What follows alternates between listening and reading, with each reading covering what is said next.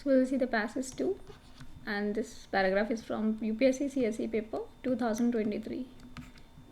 There is a claim that organic farming is inherently safer and healthier. ऐसा माना जाता है ऑर्गेनिक फार्मिंग क्या है, सेफ एंड हेल्दी है. रियलिटी क्या है?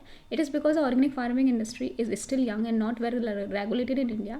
The farmers and consumers alike are not only confused about what products are best for them, but sometimes use products in a way that could harm them as well.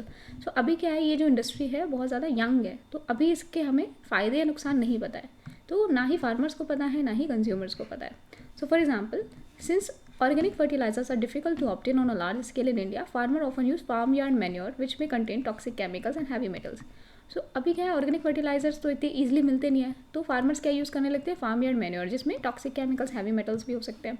Certain plant spray, जैसे हम जिन्हें natural मानते हैं, जैसे धतूरा flower हो गया, leaf spray होगा, they have an element called atropine. Atropine क्या होता है?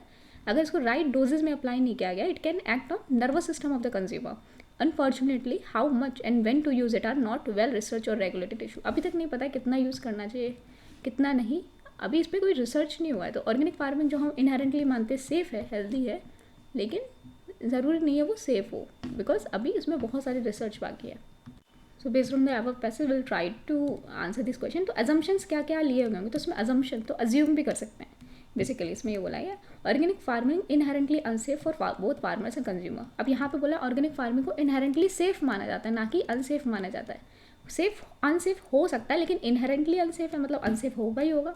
This is not correct. Then farmers and consumer need to be educated about eco friendly food. तो यहाँ पे ये तो अज्यूम किया ही गया होगा, बिकॉज ना फार्मर्स को नॉलेज है ना कंज्यूमर्स को नॉलेज है अबाउट ऑर्गेनिक फूड, तो उनको हमें अवेयर करना पड़ेगा. तो आंसर विल बी 2 ओनली. तो इसमें अजम्पशन की बात की है. एग्जैक्टली तो पूरे पैराग्राफ में ऐसा कोई एजुकेशन की बात नहीं की है, लेकिन ये अज्यूम करके ही बोला होगा कि फार्मर्स एंड कंज्यूमर्स को कुछ नहीं पता है, तो उनको एजुकेट करने की ज़रूरत है. तो answer will be B. Then second is which one of the following statement most reflect the most logical, rational and practical message conveyed by the author in the passage. So in India, organic farming should not be promoted as a substitute for conventional farming. अब इसमें substitute, conventional farming, इसके पूरे में conventional farming का तो कुछ जिक्र नहीं हुआ, तो ये गलत हो जाएगा.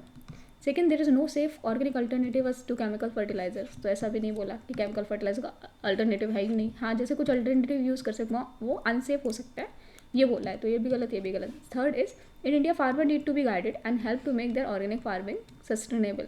तो फार्मर्स को ना ही कंज्यूमर्स को नॉलेज है, तो उनको गाइड करना चाहिए, ये सही हो सकता है. लास्ट देखते हैं, the aim of organic farming should not be to generate huge profit.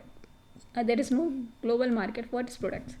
सो ये गलत हो जाएगा, बिकॉज ग्लोबल मार्केट और इन सब की कोई बात नहीं किया, तो सी विल बी सही. तो पैराग्राफ में बेसिकली क्या करना है, पहले सारे रॉन्ग आंसर जो लग रहा है जो सही नहीं हो सकते उसको कट करना है, फिर राइट आंसर क्लिक करना है. तो सारे ऑप्शंस पढ़ना is very important in paragraphs.